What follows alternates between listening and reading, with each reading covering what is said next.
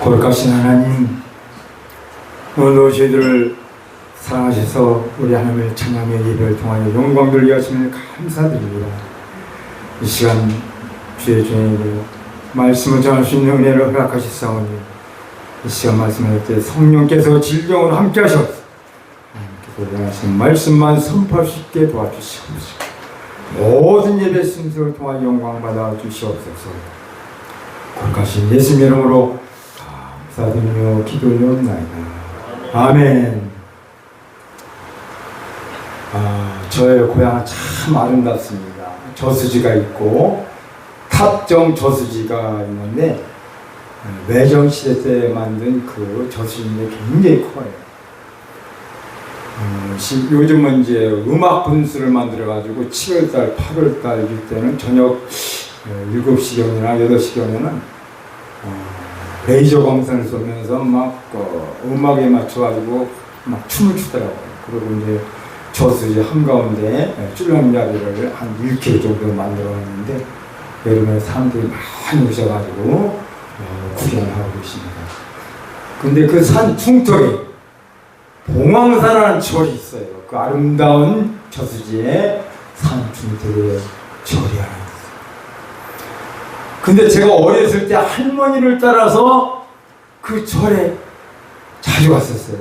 한 6살, 7살. 절에서 장작불로 불을 떼가지고 만들어준 그 하얀 쌀밥이 그렇게 맛있더라고요. 또 할머니가 부채에 절하면 저도 따라서 부채에 절을. 하나님 앞에 우상 섬기는지를 제가 보는 거예요.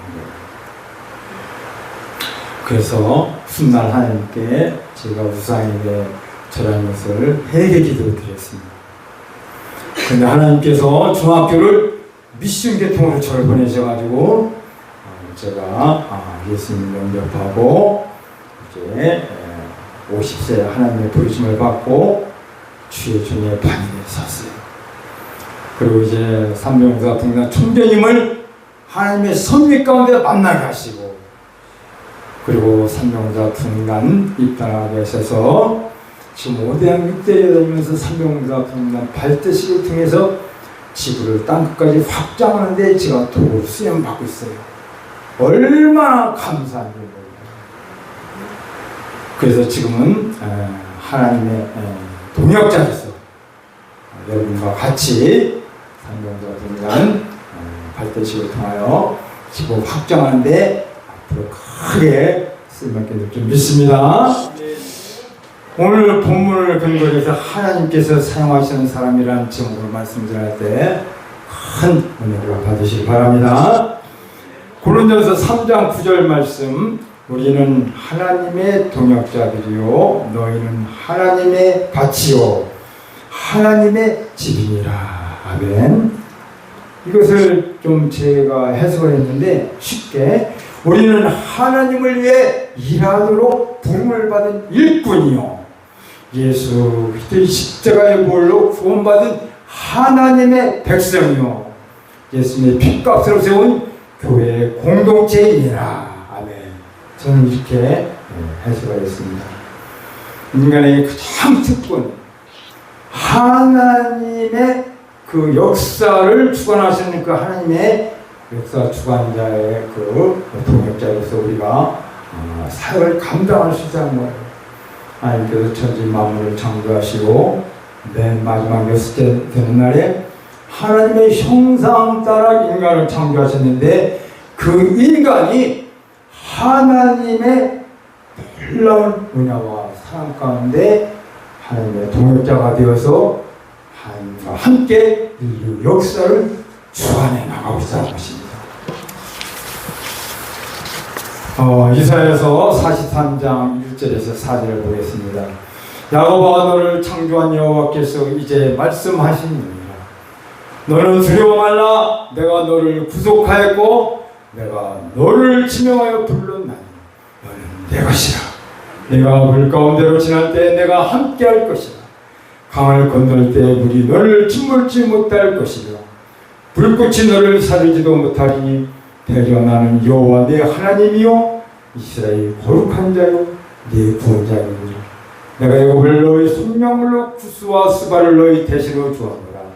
내가 너를 보배롭고 존귀하게 여기고 너를 사랑하였은즉 내가 사람들을 주어 너를 바꾸며 백성들로 네 생명을 대신하리니. 아멘.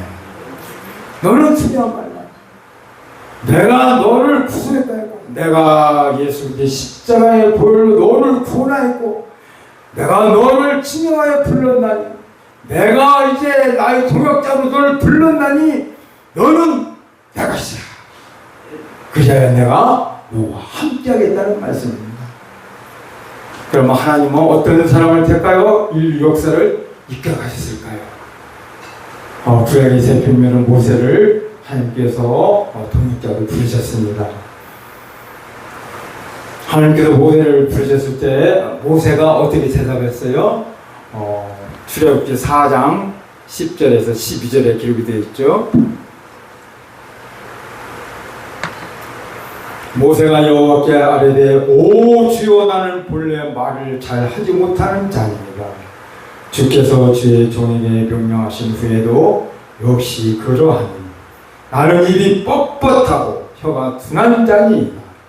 여호와께서 그에게 이르시되 누가 사람의 입을 지었느냐 누가 말 못한 자나 맹인이 되게 하느냐 나 여호와가 아니냐 이제 가라 내가 네 입과 함께해서 할 말을 가르치리라. 하나님께서 이렇게 말씀하시고 하나님께서 누구를 붙여주셨어요? 바로 모세의 형, 말 잘하는 형을 모세에게 붙여주셔가지고 이스라엘 백성들 홍해바다를 마른 땅같이 건너게 하시고 또 목이 마를 때 반석에서 물을 나게 하시고 낮에는 구름 기둥 밤에는 불기둥으로 이스라엘 백성들 하나님께서 모세를 통하여 가나안 땅으로 인도하는 놀라운 역사가 일어났습니다. 그리고 하나님은 이스라엘 왕 중의 왕 다윗을 하나님의 동역자로 또 부르셨어요. 사무엘 선지자가 이새의 아들들 중에서 기름 부을 자를 찾고 있을 때 하나님께서 사무엘에게 말씀하신 것이 있죠. 사무엘상 16장 7절에 보면은 여호와께서 사무엘에게 이르시되 그의 용모와 키를 보지 말라. 내가 이미 그를 버렸노라. 내가 보는 것은 사람과 같지 아니하니 사람은 외모를 보거니와 나 여호와는 중심을 보느니라. 아멘. 사무엘 앞에 이제 7명의 아들이 지나갔으나 그 7명 중에는 기름 부을 자가 없었어요. 그래서 사무엘이 이새에게 다른 아들 없느냐? 그런데 그 막내 아들이 뒤에서 양을 치고 있나이다. 그랬을 때 그 막내 아들이 뒤에서 양을 치고 있는데 그가 오기 전에는 우리가 식탁에 앉지 말라. 그리고 다시 오자 그에게 성령의 인도하신 주에 기름을 부었습니다. 그리고 다윗은 시편에서 하나님께서 자기를 택한 이유는 자기가 약한 자였기 때문이라고 그렇게 고백을 했어요. 그래서 다윗의 후손 중에서 누가 태어났어요? 예수 그리스도께서 당장에 누구시길 바랍니다. 그리고 왕이 없는 사사시대에 하나님께서 기드온을 동역자로 부르셨습니다. 그래서 사사기 6장 14절에서 15절에 보면 여호와께서 그를 향하여 이르시되 너는 가서 너희 힘으로 이스라엘을 미디안 손에서 구원하라. 내가 너를 보낼 것이 아니냐 하시니라. 그러나 기드온이 그에게 대답하되 오 주여 내가 무엇으로 이스라엘을 구원하오리까? 보소서 나의 집은 므낫세 중에 극히 약하고 나는 내 집에서 가장 작은 자니이다 하니 여호와께서 그에게 이르시되 내가 반드시 너와 함께하리니 내가 미디안 사람 치기를 한 사람을 치듯 하리라 하시니라. 아멘. 소심하고 용기가 없고 나약한 지극히 작은 집과 므낫세 반지파에 속한 기드온. 그 기드온에게 함께 하시겠다고 약속하시고 미디안 족속 12만 명을 죽였어요. 그리고 기드온이 사는 그 40년 동안 그 나라는 평화가 정착이 되었던 것입니다. 또 신약시대에 하나님께서 예수 그리스도 이 땅에 보내주시고 예수님의 가장 수제자가 누구였어요? 베드로였어요. 근데 베드로는 어떻게 했습니까? 예수님께서 십자가에 돌아가실 때 예수님을 3번이나 부인했어요. 3번. 그리고 예수님께서 부활하시고 승천하신 후에 무슨 그 다락방에서 백신문도가 하나님께 기도할 때 성령이 그곳에 임하시고 권능을 받아가지고 이스라엘 백성들과 이방인들에게 복음을 전하는 전도자가 되었던 것입니다. 사도행전 2장 41절에서 42절에 보면은 그 말을 받은 사람들은 세를 받으며 이날에 신도수가 3천이나 더하다. 그들이 사도의 가르침을 받아 서로 교제하고 떡을 떼며 오로지 기도하기를 힘씁니다. 아멘. 베드로는 하나님의 부르심을 받고 동역자로서 삶을 감당하면서 3,000명을 이겨시고 놀라운 하나님의 동역자가 되었습니다. 그리고 하나님께서는 바울을 하나님의 동역자로 부르셨죠. 사울이 대제사장의 공문을 청하여 이제 그 공문을 가지고 그리스도인들을 잡아 투옥하려고 다메섹 도상을 가고 있을 때 큰 사건이 일어났죠.